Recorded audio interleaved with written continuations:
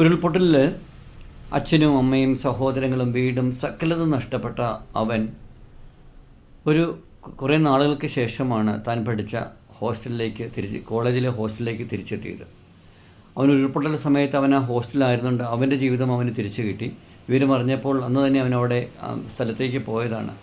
കുറേ നാളുകൾക്ക് ശേഷം ഹോസ്റ്റലിലേക്ക് തിരിച്ചെത്തിയ അവനെ കണ്ടപ്പോഴേക്കും ഹോസ്റ്റലിലെ അവൻ്റെ ഉറ്റ സുഹൃത്ത്, ഏറ്റവും അടുത്ത ചങ്ങാതി, കുറച്ച് ദിവസങ്ങൾക്ക് ശേഷം അവനോട് ചോദിച്ചു, എടാ നിനക്ക് എങ്ങനെ ഇതെല്ലാം, നിൻ്റെ ജീവിതത്തിലെ എല്ലാം നഷ്ടപ്പെട്ടു പോയിട്ട് നിനക്ക് എങ്ങനെ ഇപ്പോഴും ഇങ്ങനെ സഹിച്ച് ചിരിക്കുവാനും സംസാരിക്കുവാനും മുന്നോട്ട് പോകാനും കഴിയുന്നില്ല? എനിക്ക് പോലും ഓർത്തിട്ട് സഹിക്കാൻ കഴിയുന്നില്ല. എനിക്ക് ഒരു ദിവസം വീട്ടിലെ അമ്മയെ പിരിഞ്ഞിരിക്കുമ്പോഴല്ല വീട്ടുകാരെ പിരിഞ്ഞിരിക്കുമ്പോൾ എനിക്ക് അത്രമാത്രം ദുഃഖമാണ് എന്ന് പറഞ്ഞപ്പോൾ അവൻ പറഞ്ഞു, എടാ ഞാനിവിടുന്ന് അവിടെ ചെന്നപ്പോഴേക്കും അവിടെ ക്യാമ്പിൽ താമസിച്ച സമയത്ത് എനിക്ക് എല്ലാവർക്കും നമുക്ക് കേരളത്തിൻ്റെ വിവിധ ഭാഗങ്ങളിൽ നിന്ന് പല ആൾക്കാരും ഭക്ഷണം, വസ്ത്രം, അങ്ങനെ പല സാധനങ്ങളുമൊക്കെ അയച്ചു തരികയുണ്ടായി. അങ്ങനെ ഒരു ദിവസം ഒരു പൊതി എനിക്ക് കിട്ടി ക്യാമ്പിൽ വെച്ചിട്ട്. ഞാൻ ആ പൊതി തുറന്ന് നോക്കിയപ്പോൾ അതിനകത്തൊരു മുണ്ട്, വെളുത്ത ഒരു മുണ്ട്, ഒരു സെറ്റ് മുണ്ടാണ്, ഒരു മുണ്ട്, ഒരു പാക്കറ്റ് ബന്ന്, ഒരു 20 രൂപയെ, അതിൻ്റെ കൂടെ അതിൻ്റെ മുകളിൽ ഒരു ചെറിയൊരു കുറിപ്പ്. ഞാൻ ആ കുറിപ്പ് വായിച്ചു.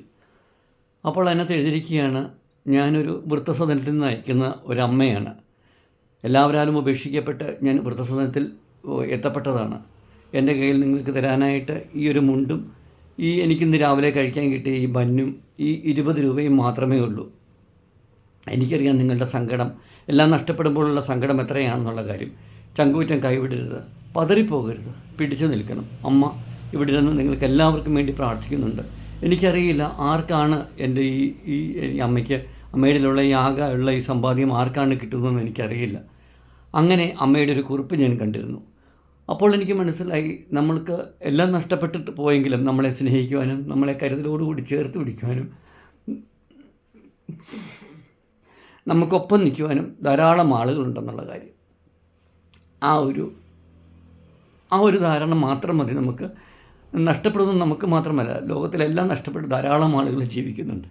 ആ ഒരു കരുത്തും ആ ഒരു ഓർമ്മയും വെച്ചിട്ടാണ് ഇങ്ങനെ മുന്നോട്ട് പോകുന്നത്. ഇത് പലർക്കുമുള്ള ഒരു പാഠമാണ്, പലർക്കുമുള്ള ഒരു മെസ്സേജാണ്. ഈ അമ്മയുടെ ചെറിയ വരികളിൽ എല്ലാം തന്നെയുണ്ട്. ശരിയല്ലേ?